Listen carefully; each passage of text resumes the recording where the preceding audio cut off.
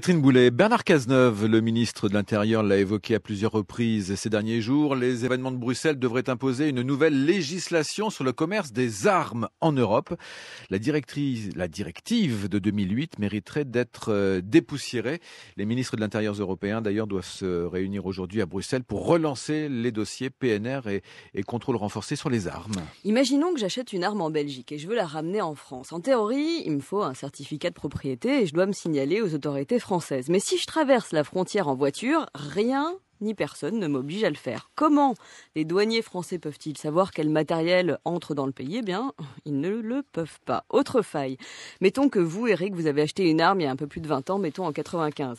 Au bout de 20 ans de propriété, il n'y a plus de traçabilité. Votre fusil, votre pistolet permet toujours de tuer, bien sûr, mais ils sont considérés comme étant de collection. Un exemple, après la tuerie de l'école juive à Toulouse en 2012, les enquêteurs se sont rendus chez Mohamed Merah et ils ont trouvé quoi? Un pistolet Remington de 1942 et un pistolet mitrailleur fabriqué pendant la Seconde Guerre mondiale. Autre exemple, 2015 à Paris, même scénario. Chez l'un des tueurs de Charlie Hebdo, on retrouve des fusils d'assaut datant des années 60, des pistolets fabriqués en 42, en 43, en 45 et en 52. Là encore, vous voyez, l'obligation de déclaration avait touché sa date de péremption.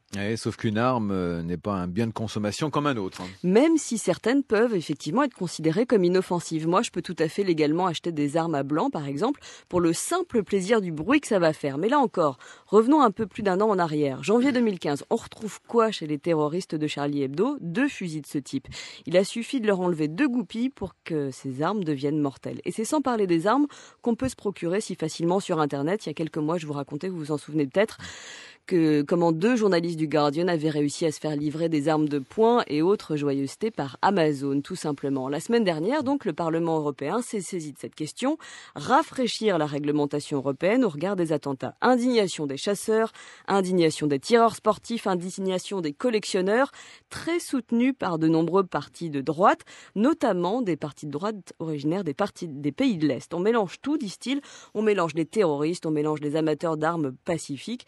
Donc Virginie Rosière, qui est députée européenne, membre de l'Alliance progressiste des socialistes et démocrates, qui était présente lors du débat, leur a répondu. Écoutez. J'entends bien la fiction très confortable que se racontent beaucoup de nos collègues, qui disent que d'un côté, il y aurait des armes vendues légalement, détenues par les honnêtes gens, et de l'autre côté, des armes illégales, vendues illégalement à des criminels.